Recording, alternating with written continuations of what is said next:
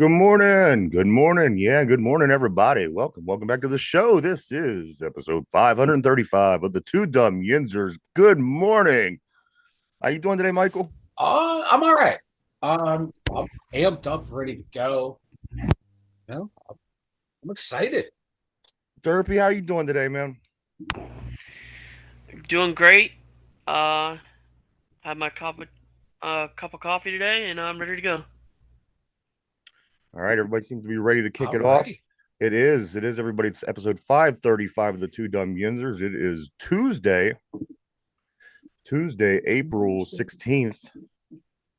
Here we are, guys. We're just 4 days away from 420. Oh We yeah. are inching towards summertime. The weather couldn't be nicer outside. It was up in close to 80 yesterday. It's supposed to be in the 70s all week at least. So, uh, we're turning over that leaf, guys. Finally. And then don't get me Finally. wrong. I don't love the heat. I don't love the hot weather. But there's just sometime I just get through. I'm over the cold. I'm over winter, and I'm ready for a change. Yeah. Don't get me wrong. I'm not one of these people that just love the heat. Have to have heat, and Oh God, no, I you hate know, that.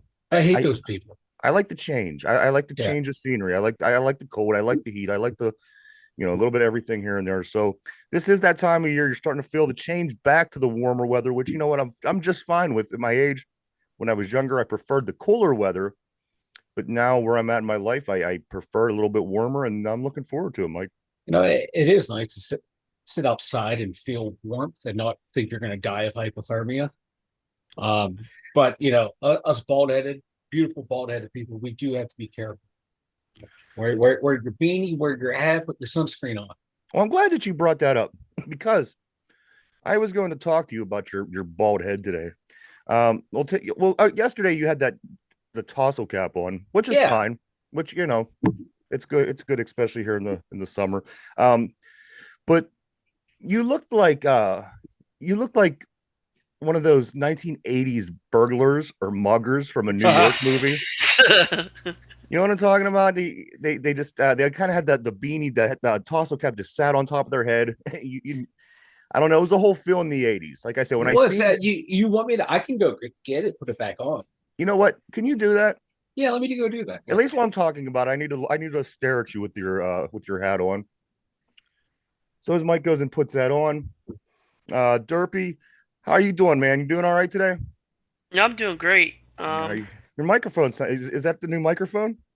Yeah, it's the new microphone. Yeah, it sounds good. Yesterday I was somewhere. I was unable to do the this mic, so You're all right. You're always on the move, Derpy. right. Man, a few words. Yeah, and I'm wondering where he has to go to get this hat. Come on. If I told you I was gonna get a hat, I'd be back in 2 seconds. Look, you don't even have I the thought hat. I hung it up out in the hallway in my Look, he look. still doesn't I even have I that hat on. I rearranged all down in the studio. Stuff is moved around where it shouldn't be, so I don't know where the hat is. Well, I was particularly interested because, as I said, you kind of look like a mugger or a burglar, Uh-huh. but also, Mike, one of the other first thoughts that I had when I looked at you with that hat on yesterday, you looked like the 40-year-old Cartman. If you would take the South Park character Eric Cartman and you would fast forward him 40 years, finally get him out of fifth grade, he would what Mike looked like yesterday Joe was Pesci in Home Alone. nah, That's a you're good one too. That's a good well. one, Brian. I'm the ham. Mike's the hamburglar. All right, I finally got my board up. Good morning, Ron. Good morning, Brian. How you guys doing today? Come on, I don't know. The first thing I thought, because you kind of have the same build as Cartman, and you and you had this hat on and the beard, and like I said, it just literally looked like Eric Cartman. Fast forward, Yeah. 35 some years, but no luck, huh? The No, no, look, I don't know where it is. I had it on when I was cutting grass. I came in, I cleaned a bunch of places, moved a bunch of stuff around, rearranged, organized, and now I don't know where I organized and I lose shit. well, I don't know how that happens. if you remember the conversation yesterday, it was you were somewhat concerned about melanoma and getting Yeah, the thing was I'm sure you're not really worried about your life at this point, but I am. you're worried about a little bit of sun on your head, and I know burns Yeah. and but my thing is this: I can't believe that you're worried about things like melanoma. And yesterday, I kind of candidly made a joke about how you drink a lot, you drank a lot, and I drank a lot this you weekend. ate a lot this weekend, I did and eat these a are lot. reasons to be concerned. But I'm going to tell you, I had your coffee, and if there's any concern for your health, it's after I had your coffee What do last you week. mean? Last week, I listen. I never, ever drink your coffee ever. And I couldn't remember why, but I remembered why last week on Monday. I drank some of your coffee and I thought that evening I was having a heart attack. I kid you not. I thought I was having a fucking heart attack. I couldn't fall asleep.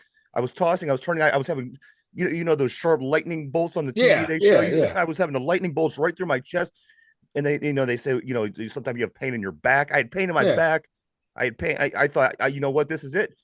And I thought it was my, because of my lack of health. Yeah, You know, I've seen your diet too. but you know what? As the time went, well, I mean, 13 hours later, I still couldn't sleep after I had your coffee. And finally, the next day when I was able to sleep, it was a mess. I slept bad. It was a horrible sleep, and it came down to every day that I was removed from having that cup of coffee that you Uh-huh. had made. It got better every day, and I was fine. And eventually, here we are, a week out. That my chest is, Mike. I thought I was having a fucking heart attack. Listen, don't worry about That's how I melanoma. keep my heart. People say, oh, I work out, get my heart rate up. I drink one a cup of coffee, my heart rate is Bro, elevated right there to a workout stage, and it goes for like 5 hours. So really, I work five. out 5 hours a day with that cup of coffee. Like the effect of that cup of coffee had about a 5 day. And I'm not. And But I'm the not thing saying is I that, was. like, I will drink that cup of coffee that kept you up forever. I will go to sleep a half hour after having that cup of But don't coffee. get me wrong. I'll drink a cup of coffee before the show. We'll do a show, not of your coffee, but of my coffee, and I could take a nap right after the show, no problem. Mike, I was feeling the effects. I'm not saying that I was buzzing for 5 days, but I felt the effects of that cup of coffee for 5 days. It messed up my sleep cycle. It messed up just everything. My whole body, my whole I chemical. I don't know what Yeah, to tell you. You're used to that weak coffee that you make, and it comes to some real man coffee. no, that's You just motor can't oil. handle it. What you made As was motor motor oil. oil, Motor oil. And I got to it tell you, is. Yeah, you laugh now, but my God, I was clutching my chest. I thought this is it. I was putting all my weight down on my chest. Like when they say people yeah, have a heart attack, uh-huh, they really, yeah. I was on the couch and I was like really pushing. I thought this is it.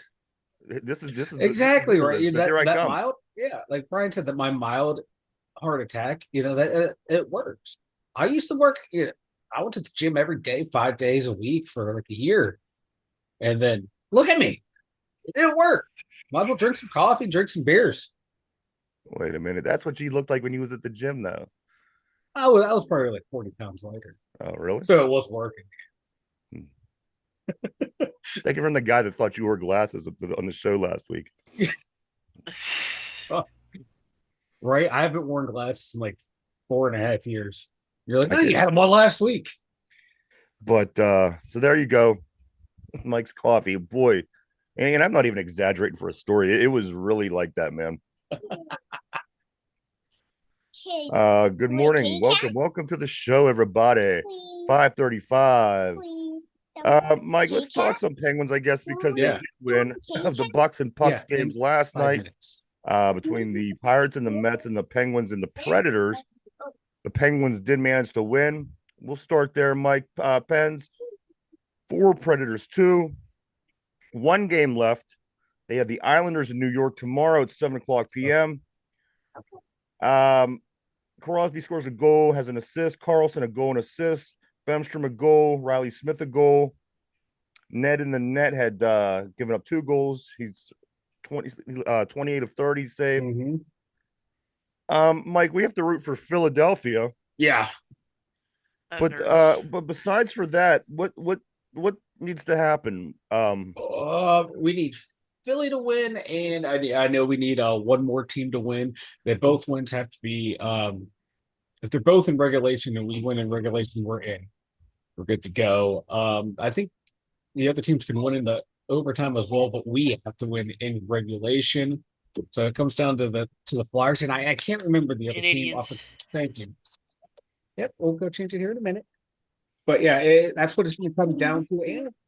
And so it's not that they're out. It's just a long shot, and I'm worried that these wins, we're not going to get both wins Yeah, that we need, or if we do get them both, we we'll lose will to the lose. Islanders. Yeah, As it came down yeah, to last year. we'll know if the game against the Islanders matters by the time we play. And that game is tomorrow. That game is Wednesday night, 7:00 p.m. Yep. So it's cut and square, Mike. Huh? They Yeah. need these couple things. They need Philadelphia, and who else? Derpy, the Canadians. Yes. So they get those two. So Mike, can they be in the playoffs before their next game? No, we have to We beat have the to win. Islanders, but we'll know if that game means anything or not. So if Right. the Canadians win, if the Flyers win, this game means everything. But they both lose or only one wins, it's a meaningless game. All right. You think they so Derpy, you think these kids you think they get here's the thing about Derpy. He's been really on this. I gotta tell you, in the Yeah, he's past on week or point. two. I no matter what I've been doing during the course of a Penguin game, Derpy finds time to text and let me know what's going on. Somewhat. He gives you these half cryptid messages that He does too. I'm still I trying do. to That's I'm mine. still trying to figure out. But Derpy is on top of this. He's keeping me posted. Derpy, you think these guys are gonna make it in? I think it's the Dolphins Hey, in the be Jets careful. scenario a few 2 years ago with Yeah. the Steelers for the Pens. And you know what? But- That's sad. That's what it's coming down to, Derpy, is one game. They come down to the end of the year as they did last year. They needed to beat Columbus or Detroit. They lost both of those games. It shouldn't have to come down to one game. Listen, if it was a really competitive season and that's the way that it turns out, and you made somewhat of a comeback to get into a playoff spot. But these guys, they played bad all year. It was you could say it was a roller coaster, which it was, but there was a lot more bad than good, it seemed. And at the end of the day, as we were talking during the Steelers season, Derpy, I mean, there's part of me that doesn't even want this team to make the playoffs. I would agree. You know, I mean, it's been fun with the Pens, but their time's up, but they made some moves for the exciting for the future.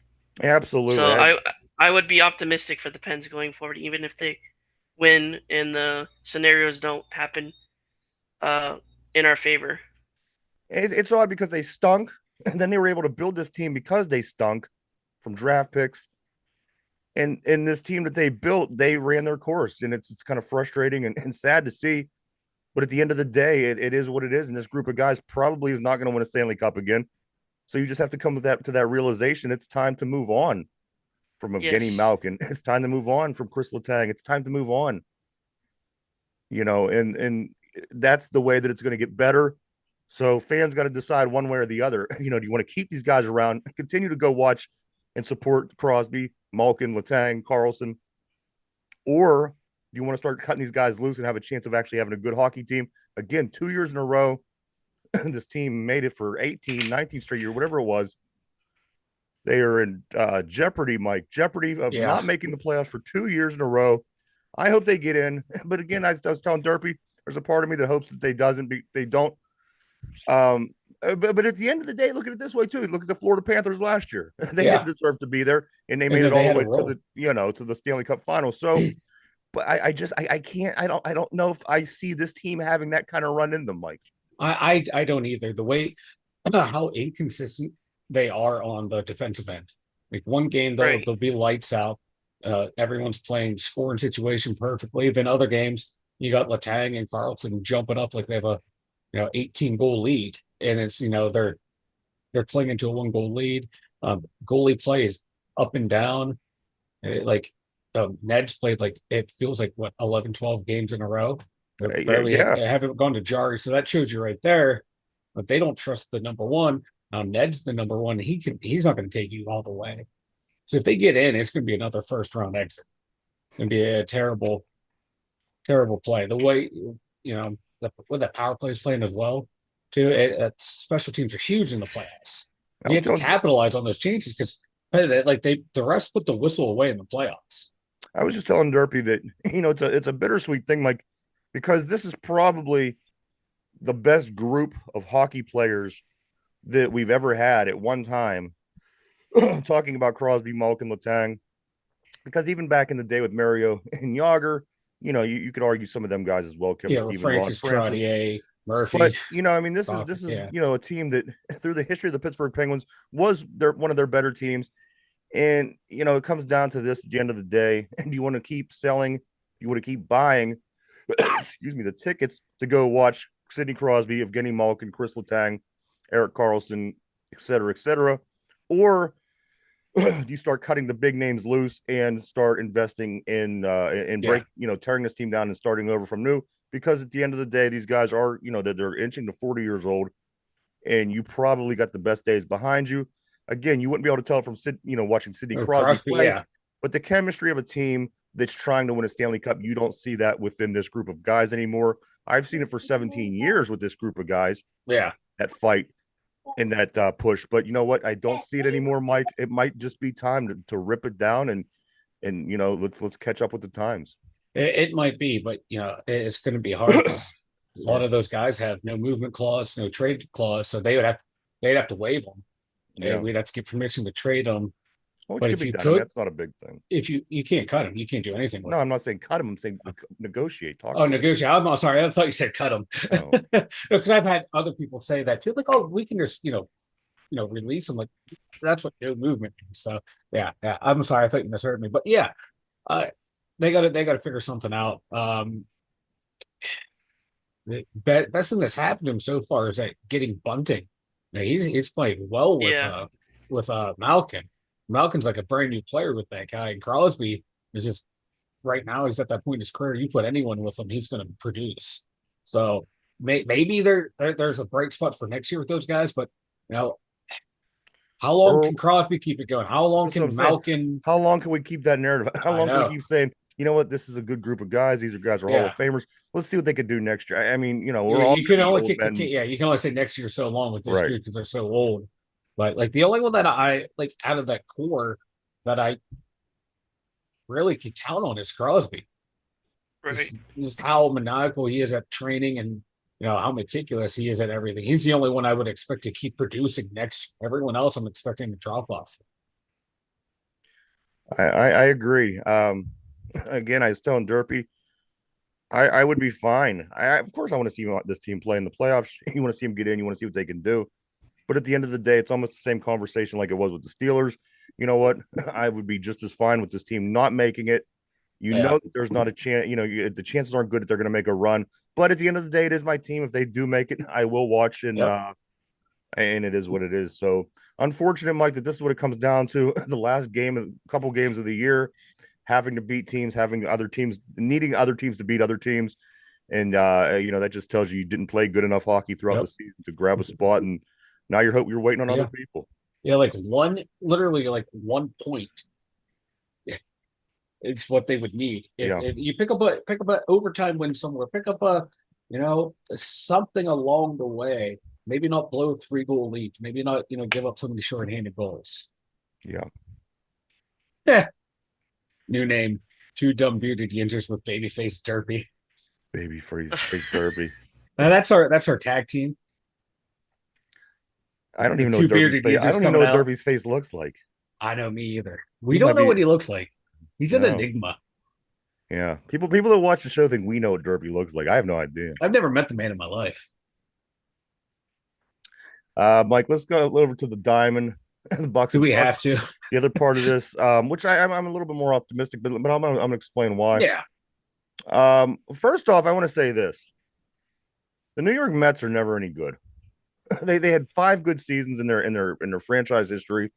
You could probably name them off the top of your head because they, it's so few and far between that the Mets do something. The Amazons in '69, the Red Sox in '86, Buckner, that whole thing. But you know what I'm thinking, Mike? Remember one year, 1969, they have the best baseball team ever, the Amazing Mets, the Amazons, and then the Jets, who's a pretty bad football organization. Yeah. They tend to win the Super Bowl also in 1969.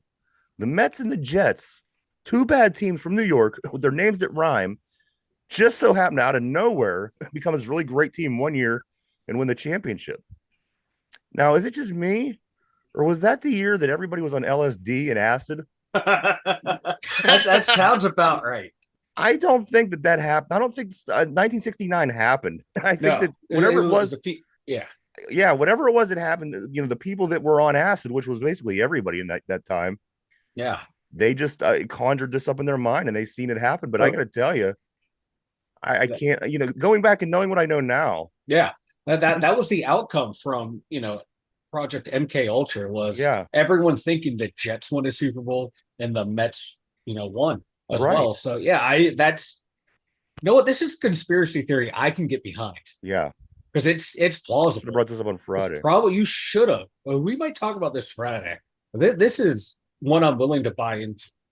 I think it was the CIA and the KGB worked together on this one. They're like, you know what, we're just going to fuck with everyone and convince them that these two teams were The actually relevant. KGB.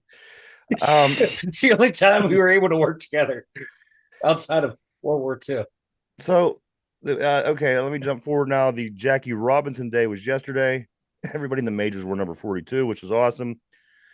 Let's jump to Citi Field, New York, Queens, Pirates, Mets. Oh Pirates my coming God. in with an 11-5 record. They take on the Mets, guys. You know what it is right now? As of yesterday, and maybe a game or two back, they're just playing sloppy, undisciplined, bad baseball Mm-hmm. from top to bottom. Everything is kind of sloppy right now. O'Neill Cruz is doesn't. I mean, there's things at shortstop. I mean, he's just a natural athlete. He's having missed. I mean, there's mistakes going on over there. Connor Joe catches a fly ball out in right field yesterday. He contemplated throwing it to home, and then he stopped halfway through the throw. And instead of the ball going home or in his hand, he lets the ball go, throws it right at the ground. It takes this weird. It rolls out of bounds. It It looked like rolls Gronk foul. throwing that pitch. And then they're all chasing the ball, and another run scores. It's just this really Yeah. sad, undisciplined style of baseball right now, which I think is an easy thing to fix. But the manager got to talk to these guys and Yeah. remotivate because at the beginning of the day they had a really good season to start off, and they can't be that far off from where they were just 5 days ago. Mike, as I said, it's just a very sloppy. Mm-hmm. O'Neill Cruz is striking out like crazy. Yeah. It's Henry Davis is striking out. oh, he's struggling. Sawinski's struggling. Chapman comes in. Chapman Ooh, gives up 3 runs, and then he gets thrown out of the game for arguing a call, which he yeah. didn't even really argue. He just questioned, but they are these Oh, umps you know how are. those umpires are. So I mean, that's what it came down to. I watched this game yesterday, and I thought, what's wrong? Let's see what's going on. And that's what it was. They're just playing bad baseball. They're not a bad team. I think they're a pretty decent team, but they're Yeah. just playing bad baseball. Yeah. And what's the difference between a team like this and those St. Louis Tony La Russa teams or the Mm-hmm. Yankees teams? Chris. Those teams are disciplined. They Yeah. go out, they think 162 games. It doesn't seem like those teams ever have these kind of games, Yeah. but that is what it Whereas was, Mike. This team was just they played bad baseball. They're up 3-0. The Mets came back and tied it 3-3, and then ultimately took a 6-3 lead. The Mets win 6-3, drops the Pirates to 11-6. The Mets are 8-8. Martin Perez goes 5 2/3 of an inning, gives up 6 hits, 3 earned runs, 2 walks, 1K. There was only 4 hits for the Pirates. Ke'Bryan Hayes, Kutch, and Connor Joe.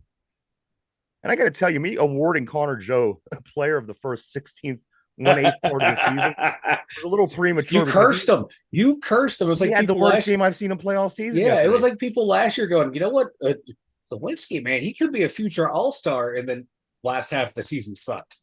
Yeah, It was rough. we need to stop like christening players good. So they lose, but we get a little bit of help along the way. The Brewers lose as well. Mm-hmm. So we remain tied in first place in the division. Arizona, they lose to the Cubbies. Cubbies win yesterday. The Reds lose to Seattle. And the Cardinals, I think they beat the A's, but it doesn't matter. They're at the bottom. So we're still in first place as of this moment. We play game 2 of 3 today against the Mets, 7-10. We got Jared Jones on the hill, who's 1-2 with a 4 ERA and 25 strikeouts on the season. We're going up against Jose Quintana, who's 1-1. He has a 3.45 with 12 strikeouts on the season. they just have to decide that they're going to play better baseball, Mike. Yeah. They do. It's just a bad style of baseball they're playing now. And again, it's different than what I seen a week ago, 2 weeks ago. I think it's mental, and they got to figure out how to change that. And they have to. This is like one of the things we talked about in spring training is this is a team that can't afford to play the way they did yesterday. Because we've seen this for, my God, under Shelton, we've seen it under Clint Hurdle. Like they would have these games or stretches of games where they can't do fundamental baseball things. They just forget how to play the game. There's no excuse for Connor Joe to do what he did. You throw to the base, you throw to the cutoff man, or you throw home. Those are your three options. Throwing in the middle is not an option. Yeah. As a major league professional baseball player, you should know of the three options: first base, home plate, or straight to the ground. Yeah. Straight to the ground should not be your answer. No. And if anyone saw the picture of the Gronk throwing out that ceremony with first pitch, that's what Connor Joe looked like. Like he was reenacting that during live play. You can't have that. You can't have bad base running. You can't have bad strikeouts like this team is having right now. This team is good, but they're not good enough to overcome those mistakes. They can do it here and there, but when they all happen at once in one game, they're not. They can't do that. So they're like good, you said, they're good, but they're not playing good, which a lot of times seems to be the case with the Pirates. A lot of times over the years, you Jason Bay, Freddie Sanchez, Brian Giles. I mean, the whole way down the list, it's not like this team has always had bad players. Yeah. This team just doesn't perform well. I don't know what it is. Yeah, and like some players that we need to produce right now aren't producing all at the same time. That's another thing we talked about. They can't have that. They need to have the guys that we need to count on producing, like Cruz, Reynolds, Brian Hayes. They all have to produce every single day. Then you need to sprinkle it in from everyone else. Henry Davis needs to figure something out at the plate. Behind the plate, he's doing great. Put Bart in. Here's the thing. You have this guy. This guy's very talented. A guy that was supposed to take over. What's the guy down in San Francisco? Buster Posey's role in San Francisco. I tell you what, this guy's red hot. 8 at bats. He had 2 home runs. That's my problem with Shelton and my problem with baseball. A lot of the time, you stick with your original plan, and the variation in going astray is a no-no in the majors. It comes down to this loyalty. It comes down to your word. Bullshit. If this guy's playing better than this guy, I want to put the best opportunity that I have to win out on that field. If Bart is hitting better than Henry, guess what? That's fine. I'll put Bart in, and when Henry decides he wants to start playing better, we'll play him. I don't loyalty is a great thing, but again, we had that conversation with Bednar the other day. You promised this guy the save, the closer role, and he starts to stink for a period of time, and somebody else is pitching better. It's crazy. It's stupid not to go with the guy that's pitching better. That's what I hate about baseball. And some of these guys, they leave in too long in the games. These pitchers, they end up giving up. The game is over. It's ruined. You don't have another chance to win because you gave up 6 runs in an inning. Yeah. You see what I'm saying? That's the thing about, especially Shelton does. Another thing that you don't see these really great baseball managers doing, Mike, they go with they go with the hot pieces. They put it together to put their best opportunity to win baseball games out on that field. Yeah, and like with Henry Davis, I know he's handling that pitching staff well, but that's what they more or less used last year to why he didn't play. He can't handle the pitching staff. We have Hedges who can. So we're doing the same thing we did last year, keeping the hot bat on the bench out of, this guy can handle the pitching staff. Well, this other guy knows how to handle a pitching staff too. He's been in the pros for a while. He should know how to do this. I'm willing to sacrifice handling the pitching staff for having more runs. Because I don't think our ERA is going to go up by having him behind the plate. And Andrew McCutchen, as I mentioned, he was one of the only few hits yesterday. He can't be the only guy that's performing. The guy's 40 years old almost. He was an MVP 13 years ago. This guy can't be the only guy that's performing. He's basically there as a luxury piece, to have somebody that's, that was a great player throughout his career, and to kind of patch and piece and do the things that he, we could use him. He's the only one doing anything, and that's not good. No, and even his batting average is batting 200. Yeah. So if we're counting on him, that's just not good. So they just look lazy. The guys, you can see the body language of these guys on the field. You've only been playing for it's not even 3 weeks. 17 games. 17 games. Come on. Like O'Neal Cruz batting 232, 274 on base percentage. Come on. Slugging, dude, I haven't seen him not strike out in about a week. It's insane. Yeah, it's not It's not looking good. Like our granted, he's only played 3 games, but Bart, his line is bat 400, slugging percentage of 1.1, and on base percentage 538. Let's give him some more looks at bat. See if he can continue that. Well, put him in. Say, Henry Davis, guess what? You're not cutting it right now offensively. Bart's going to be the guy. You got to figure it out. Get into the batting cages. Figure something out. I find it to be some kind of retardism that these coaches have, Mike, because again, common sense would tell you, no matter what you're doing in life, you go with what's going to give you the better results. Am I not wrong? No. Where am I missing? What? I guarantee you, like if it's brought up to him, be like, "Well, Henry Davis is handling the pitching staff well." That will be his excuse. Well, he's not handling hitting the ball. We can't get any I know. runs. I'd rather have more offense production than my guy And for doesn't know how to two, handle. the guy's a freaking catcher. He's gonna catch. Yeah. There's not much of an art to catching of being a No. catcher. I got to tell you, No, I was a catcher and I wasn't a good baseball player. And then what? And, They like, still sticking me back there. you look to the dugout to get the sign anyway, then you make the call. Mike, you don't even look What at the do you dugout. They have an earpiece now. You don't even have to Yeah. look at. You don't even have to turn your head sideways. You That's don't need that. how Oh easy- yeah, that's right. Yeah. So it's I hate that stuff. That just means they don't want to play the other guy. That's really what it's coming down to. Which makes some teams good and some teams bad. You see the teams that which teams are coached Yeah. badly.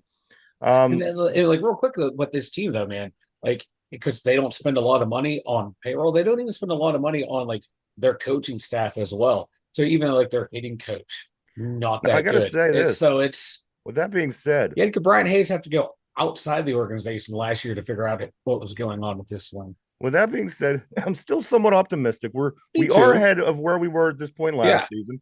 I'm going to go over that in just a moment. They have to get it together. They got to start playing better. Yep. Brian on the board said Yeah. baseball managers Yep. can only screw things up. I don't think they can help. Yeah, Shelton,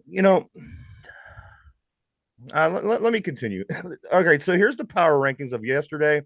These are the power rankings. This is before we lost. And I do got to say this, guys. Remember, we were talking about the Pirates. Every game they score 5 or more. They won. Every game they scored less. They lost. Again, happened yesterday. There's still only one game this season. It was a 3-2 win over the Orioles. That goes against that. The only game that goes against that, what I'm talking about.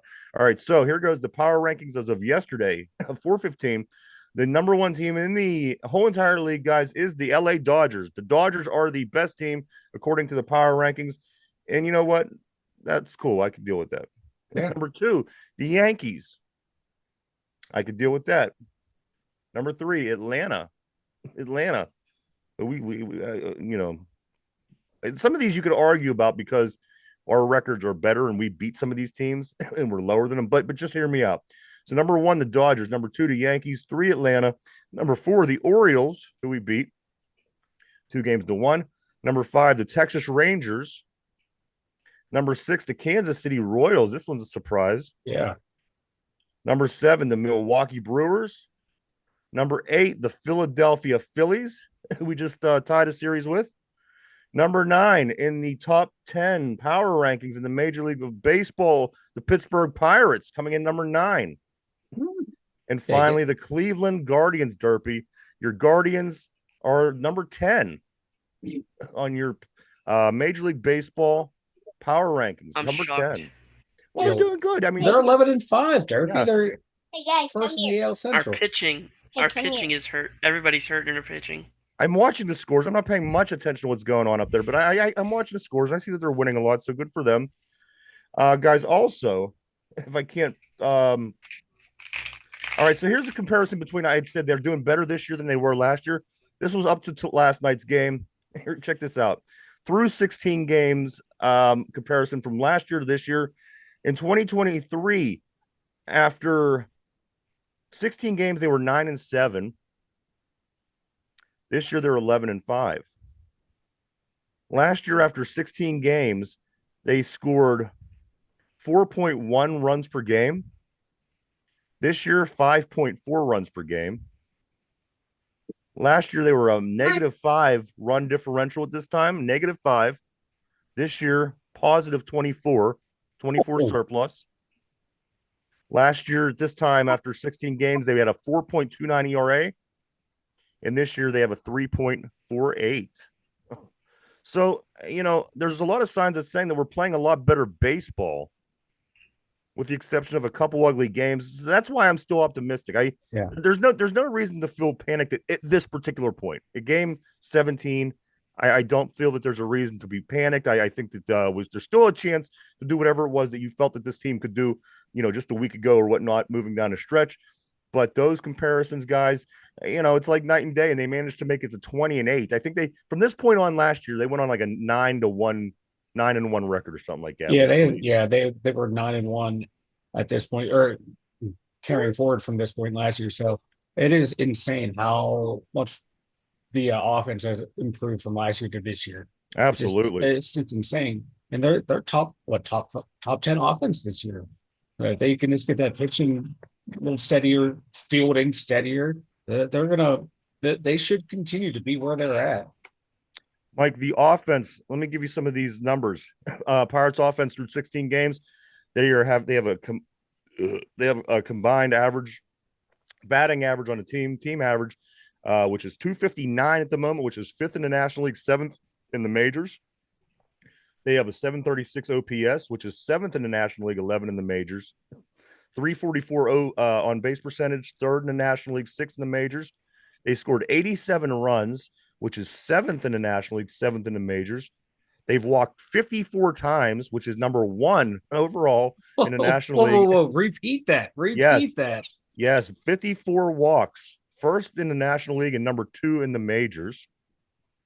16 home runs, 9th in the National League, 14 in the majors, tied, and 28 doubles already, which is 6th in the National League, 8 in the majors. So, I do also have a chart for the pitching. If you could just cover me for a minute. Oh, no, there it is. Yeah. All right, so here, I did find it. Okay. So this is their pitching through the first 16 games. They right now collectively have a 3.48 ERA, which is 1st in the National League, 6th in the majors. Their 3.48 collective ERAs, 1st in the National League. Their WHIP is 1.14, which is 1st in the National League, 2nd in the majors. Pitched per inning, 14.7, 1st in the majors, 1st in the National League. 138 strikeouts, 6th in the National League, 12th in the majors. Opponent's batting average 226, 2nd in the National League. Wow. 5th in the majors. That's pretty good. 3.48 starter ERA, 2nd in the National League, 5th in the majors. And finally, the relievers, also 3.48, which is 4th in the National League and 12 in the majors. So in all those categories, the worst they are was like just above middle of the pack. Yeah. And those are all very key categories. So like I said, it's just being consistent with this team. Yeah. Like they've improved their ERA from last year to this year. And it's batting so much better.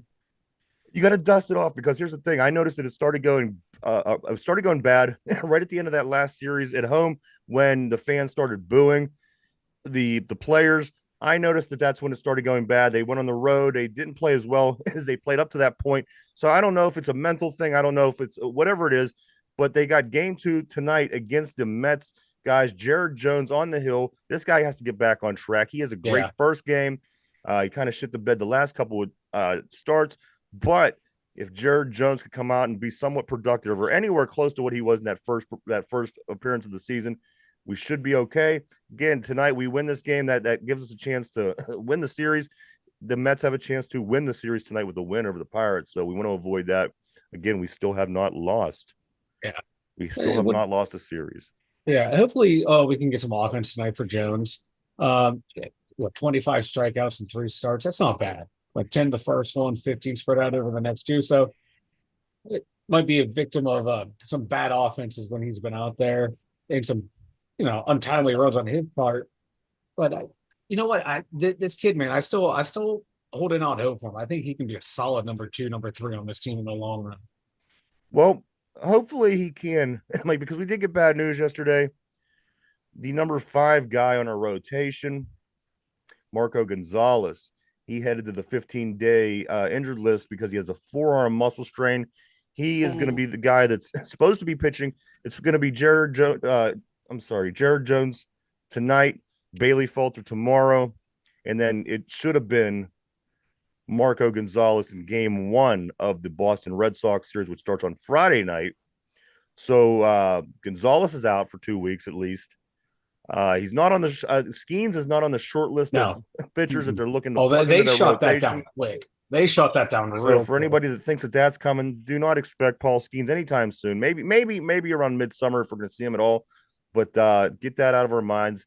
I don't know who they're going to put in that spot, Mike. But here, when we open up the series against Boston, it will not be Marco Gonzalez, which he's been doing. I think pretty exceptional so far since I've been watching him pitch this year. It's a shame that we lost him. Yeah, Skeens should be up here. I'm sorry, I'm still stuck on that, but he should be up here. I'm watching people on the national MLB network and on ESPN saying, like, this kid should be up here. He's good enough from the day he was drafted to be up here. It's stupid that they shot down immediately saying, oh, no, he's not going to be our 5th starter. Why not? That's what I'm talking about. Like, don't make a decision on day one. Rotation, you have to see a process play out. Yeah. You can't make a decision on day 1 and stick with it. Pascal Skeens is not playing. What? Other teams would be playing with him and he'd be dominating the league.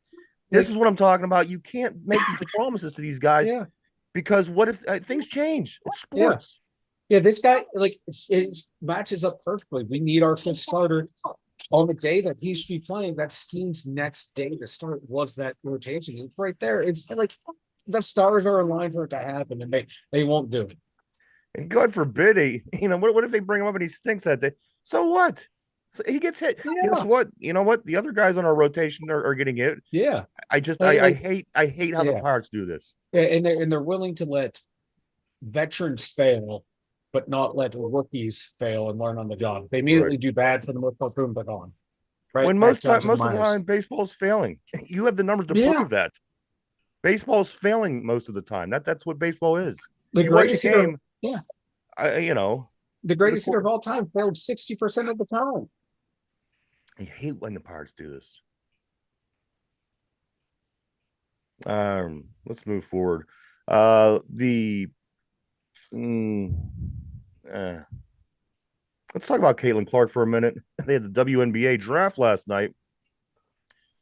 Caitlin Clark, just as suspected, was the number 1 overall picked by the Indiana Fever. But the team that I'm really looking at, Mike, if you're looking to get any interest in the WNBA, the Chicago Sky. Right. By way of trades, they were able to get Camelia Cardoso, the center from South Carolina, and Angel Reese, the forward from LSU, Angel Reese. Now, these two very large women, in a good way, were 2 of the better basketball players in the country. Somehow Chicago, and I don't know what Chicago is like, because I haven't really watched the WNBA to this point, but I got to say, from watching these 2 girls play over the past couple months, knowing that they're going to be on the same team, that's got to be a good thing for Chicago, right? Yeah, that's going to be a good move. And those 2 had a good heated battle too when they played in the SEC finals. So it's going to be cool that they're teammates now. And that was a shrewd way to do the draft by Chicago. I noticed that last night when I was checking to see who was drafted where, and I saw they moved up twice into the draft to get both those players. Smart move. That's how you build a franchise in any sport.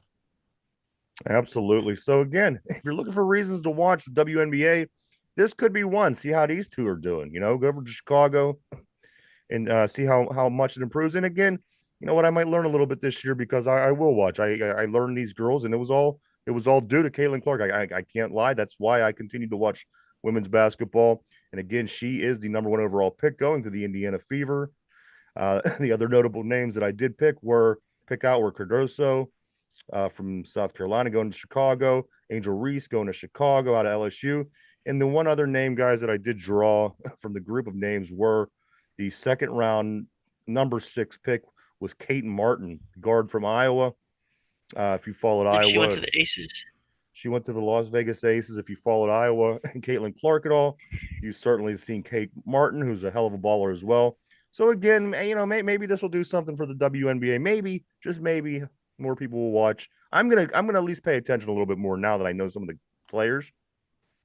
I might have to watch this year because this draft was really talented. Yeah, and here is, I tell you what, the rookie contract. Thank God that Caitlin Clark's going to be getting endorsements, because the rookie contract looks like this. I've seen it. It's going to take her. ridiculous. It's going to take her a career to make $1 million. First year $76,000. I'm rounding. It's more money, but number one, first year $76,000. Number two, $78,000. Year number three, $85,000. And year number four on the rookie contract is $97,000, which doesn't even make it to halfway to $1 million. But again, Caitlin Clark will have no problem. She'll be getting mad endorsements, yeah, and she's going to do very well. Yeah. But it just gives you an idea. And the people that complain about this, you can't complain. You just have to go to these games. You can't complain that these girls ain't making money, because for one, you have to put asses in seats to make money. Go to the games. Don't complain about these girls not making it. You have to go. They need you.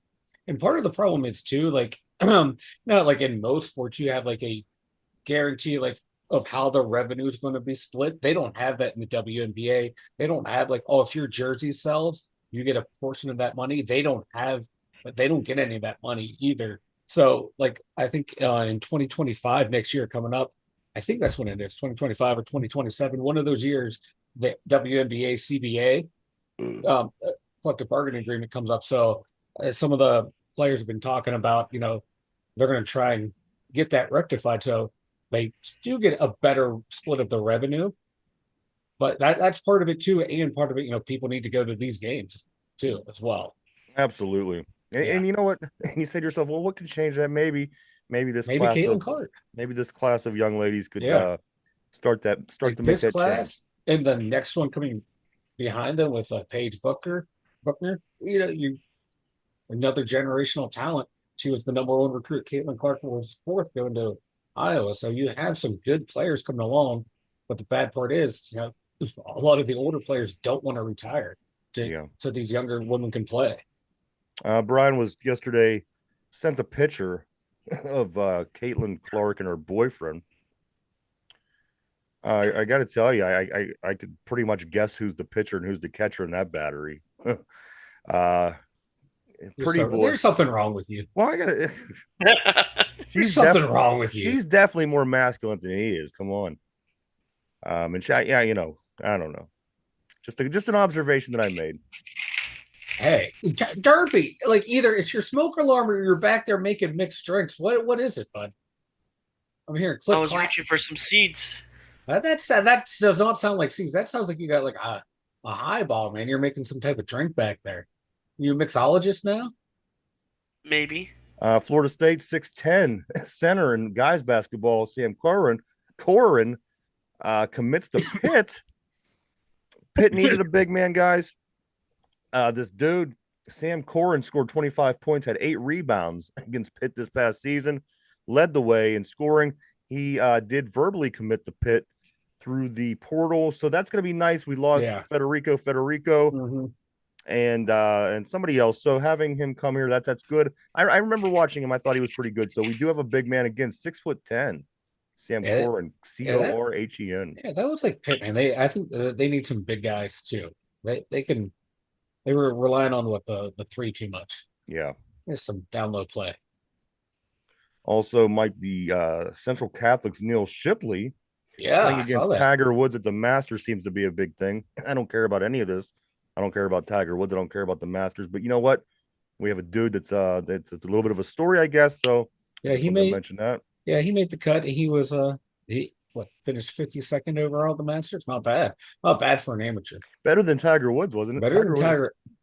Yes, it was. What's he like a plus 16 or something? After it was bad. It was atrocious, and I loved 18, every I believe. Yeah, I loved every second of it. I don't know. I guess I don't have a reason to dislike him. I'm enjoying his fall from grace. That's what I'm gaining. That's what people were happy to see him Tiger not playing when he was out there golfing, because I golfed back in the day. I just don't watch. I don't watch golf enough to care. Yeah, it's the typical American dream. You root them on the way up, and then the minute they fall down, you cheer their downfall because that's what we are as people. Yeah. I can't Well, wait that's for what the you downfall. are. What's that? You know, yeah. No, I cheer people on the way up, and if they No, go on you the way don't. down, I I never heard you do. cheer I anybody do. I up. cheer people on the way up all the time. Let's see. Let's see. I just have to find one thing here real quick, Mike. Help me out. Help me out, would you? What are we looking for here? We got the draft coming up. No, We got we already no, did Bucks and Pucks. no, I'm trying to think anything weird I saw online that you would be searching for. no. Oh, you're killing me. That we have to root for the Flyers and the Canadians. Two Right. teams I don't want to root for. Oh, yeah, speaking of the WNBA, real quick, what is going on with Jake from State Farm and Caitlin Clark always being around each other? I If don't you're know. on Twitter, they are The world always may never know. there's like the first like she gets drafted, comes off the stage, the first person to meet her, not her boyfriend, not her family. It was Jake from State See, Farm. see, her What boyfriend's already getting bullied around by Jake. By Jake from State State Farm? She probably got that State Farm money coming in. Like I literally just went over to Twitter, scrolled, and there's Caitlin Clark and Jake from State Farm. All right, so here's what we're gonna do. We're gonna jump over to football, Mike, the gridiron. I found what I'm looking for. We spoke of Suggs the other day, ugly ass Suggs from Baltimore. So I went and I dug up the story. Check this out. Terrell Suggs reportedly pulled a gun out and threatened to kill a man at Starbucks. The man swore. Check this out, guys. Check this out. This is the story. The man swore at Suggs before the NFL, the ex-NFL superstar challenged him to a fight. The former Baltimore Ravens pass rusher allegedly then called the man a pussy ass cracker before adding, "I'll kill your bitch ass." Guys, I don't. Listen. He just wanted his coffee, and he didn't get his coffee. And he was cranky. I don't care what he wants. All I know is this: Suggs is always a fucking idiot. This guy's always been an ass. And Would have some class. Well, I mean, come on. You're in the you're in the limelight, and this, in my opinion, is no better than some of the things that we've said has been very despicable and disgusting in the past. One more time, guys. The man swore at Suggs before Suggs challenged him to a fight. So this is getting coffee. Imagine this: you're in Starbucks. So the man swears at Suggs, and then Suggs wants to fight him, kick your ass, And then he called the man a pussy ass cracker before adding, "I'll kill your bitch ass." You need he just needed that first cup of. He's not himself if he doesn't have his first cup of coffee. How long can you let these guys continue to be fucking total? Come on. That's you don't do that. Yeah, that's idiotic behavior from anyone, and yeah, you can't do that. It's stupid. Like, they both just needed their coffee. Yeah, they needed their coffee, but at the same time, it's like, come on, bro, you don't do shit like that. Especially like you said, Ryan, you're in the limelight. People know it was you. Like you're held to that higher standard, whether you want to be or not. It comes with the territory, so you can't do shit like that. No, you're a multi-millionaire, dude. Take a deep breath. Go count your money. Right. You're winning at life, bud. You're winning at life. Or you could have a cup of your coffee and No. See, Suggs can't handle my coffee. That's what I'm saying. He cannot have my coffee. He won't be winning at life anymore after drinking. He's too high strung for coffee. He's too high strung. The other big story in the NFL over the past week, Mike, off the field, is Patriots Juju Smith-Schuster's post on Snapchat. Anybody see this? And if you heard about it, it's disturbing. I saw it. First, I saw it blurred out, and then the curiosity got the best of me. Well, there's a picture of Juju Smith-Schuster in a car with his girlfriend, and he pulled his wiener out. He took it out. If you're a Seinfeld fan, he took it out. And then he took a picture of himself looking at the camera, girlfriend in the background, and there's Juju just hanging out, man. So this is what's going on around the NFL, guys. That's the sign of a guy that knows his NFL career is over. Yeah, right. And that he's not going to get signed by anyone. So might as well act a fool. Yeah. See, I didn't mind Juju until he took it out. So You know, I was like never a big Juju. I was never a all big of his other Juju fan. shenanigans, they didn't bother me. I didn't, Yeah, whatever. he fumbled away too many playoff games for me. It was- Same. Um, and Mike, the Deion Sanders story, he's only letting his son and Travis Hunter play for a handful of teams in the NFL.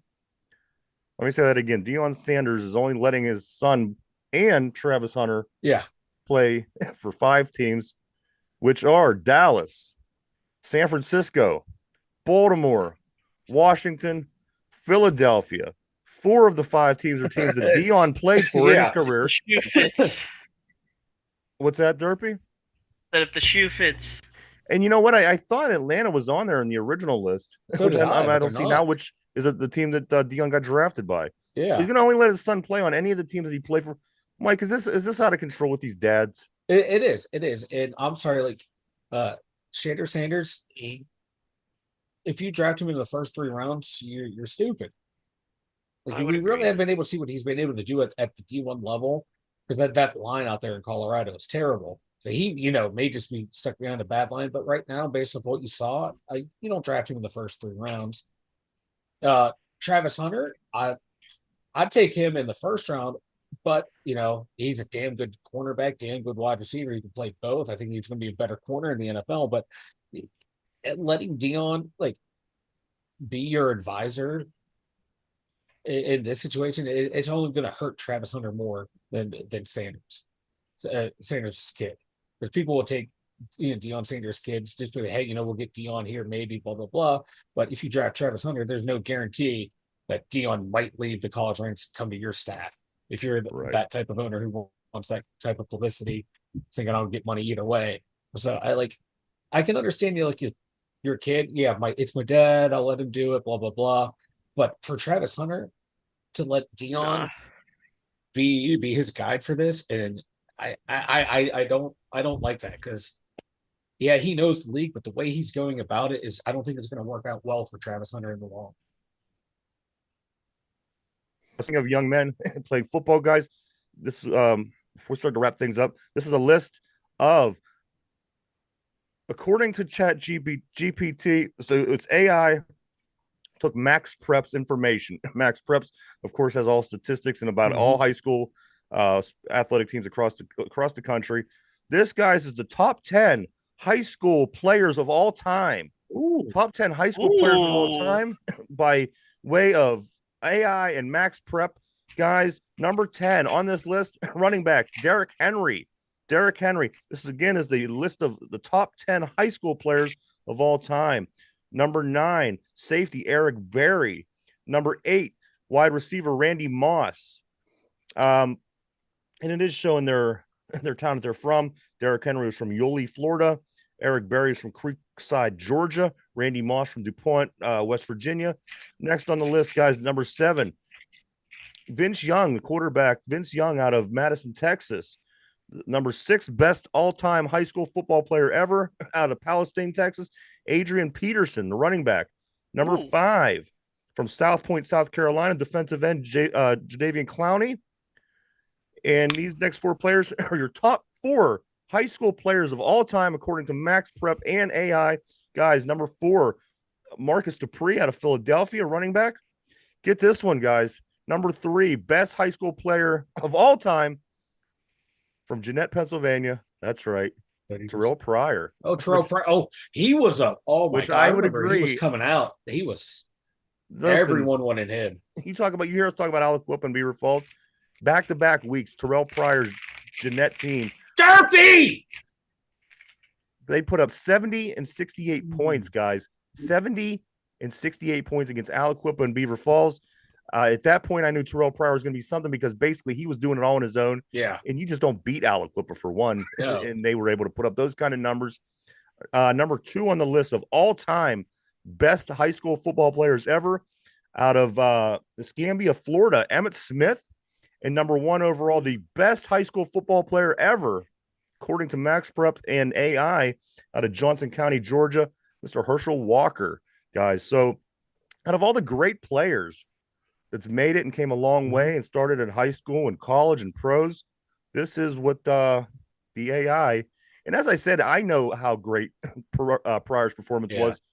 I can't imagine these other guys that you just don't know because you didn't see it. Yeah. But look at these names that we said, geez, oh man, I would love to see. And like some of the guys that didn't make it just from like this area, or like Yeah. just imagine like your favorite college school. Like I remember like Saquon Barkley's senior year in high school was insane.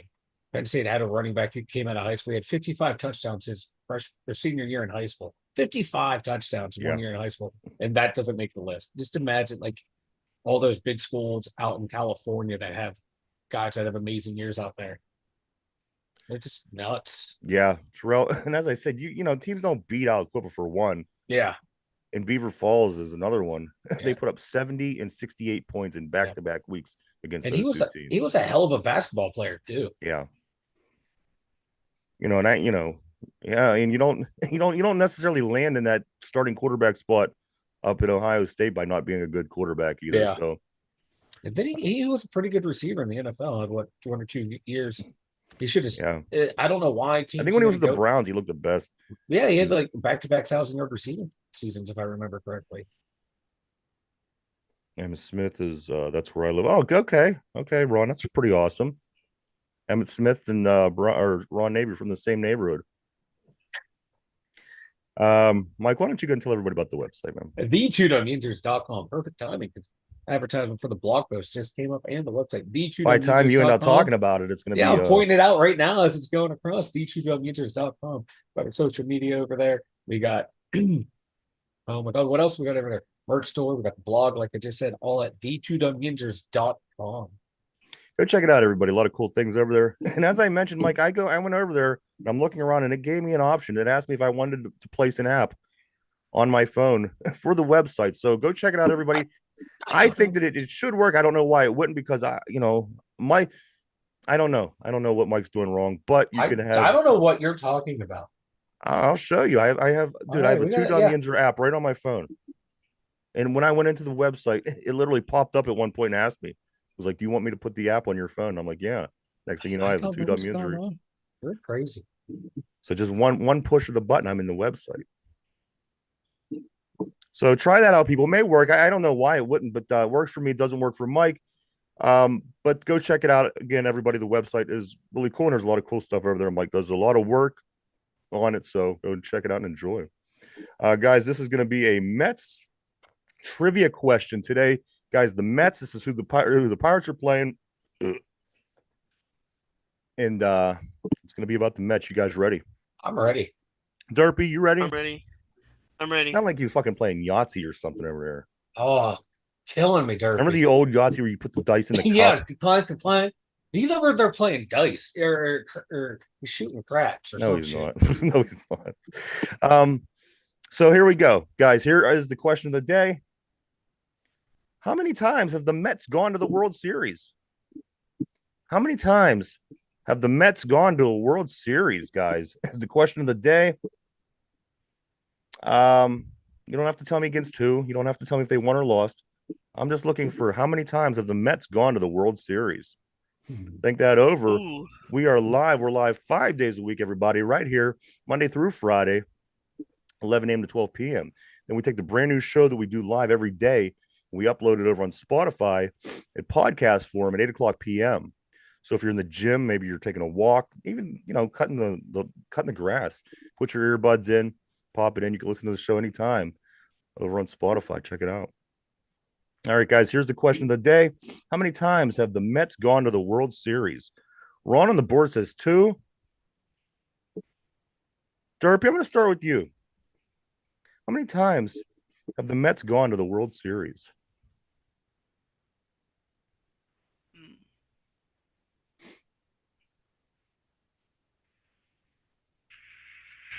I'm gonna go with. Ron on the board says 2. I'm gonna go with 3. If you're just tuning in, everything is fine. We're just waiting on Derpy to answer. And, I'm looking at the screen. I thought, oh God, it looks like we froze. Like we all froze, yeah. So Derpy, you said 3, correct? Yes. Okay, so Derpy says 3. Ron Navy says 2. Mike, question of the day: how many times have the Mets went to the World Series? I'm going with 2 as well. 2 as well. Is this your final answer? Final answer. 2 All as right, well. so you and Ron got 2, Derpy got 3. Question of the day is this, gentlemen: how many times have the Mets gone to the World Series? Well, we all know that the Mets have been there in 1969 with the Amazons when they beat Baltimore. We all know that they've been there in 1986, Buckner against Boston. And they just were there not too long ago, 2015, against the Royals. Brian on the board says 1 as well. So that's what, 3 right there, as well as the Subway Series in 2000 against the Yankees, where they lost. That's 4. And in 1973, they lost to the A's. Oh, wow. 5 times the New York Mets had been to the World Series. 2 times they had won. Of course, Boston in 86 and 69 against the Orioles, but they lost in 73 against the A's. They lost the Subway Series in 2000 to the Yanks, and they lost just a little under 10 years ago to the Kansas City Royals in 2015. Dang. So there you go, guys. Did not know that about the Mets. Learn something. See, you learn every day here. I learn it, every day here at D2WMusers.com. Mike, anything before we get ready to take off? Chill. I got nothing. Thanks for everyone for checking out the show. Appreciate it. Derpy? Congrats on Blake Griffin's retirement. Oh, he retired. He just renounced retirement. Yep. I thought he was retired for like 5 years now. I know. Where the hell has he been playing? But the play-in games, those start tonight. There's some tomorrow. I said yesterday they start Wednesday, but they start tonight and tomorrow. So if you're in any of these NBA playoff play-in games, they do start tonight. My thing is, guys, just 9 more days, and we are going to be. It's going to be the draft day. It's going to be here. I can't wait. We're chomping at the bit. 9 days, guys. The NFL draft. I do want to say thank you to everybody for checking us out and coming and hang out with us. We appreciate each and every one of you. We wouldn't do it without you. Everybody on the board, certainly appreciate you guys. You always make it interesting. Mike, Derpy, anything else? Speak now or forever hold your peace. I got nothing. Can't wait to see everyone tomorrow. Derpy? Omar Khan, Cook. All right. That's all I got. Everybody, for Mike at the Steelers Central Mobile Studio, for Derpy, myself, the 2 Dumb Yinzers, everybody have a great day, and we'll be back tomorrow to do it all over again. See you then. Bye-bye. Yep.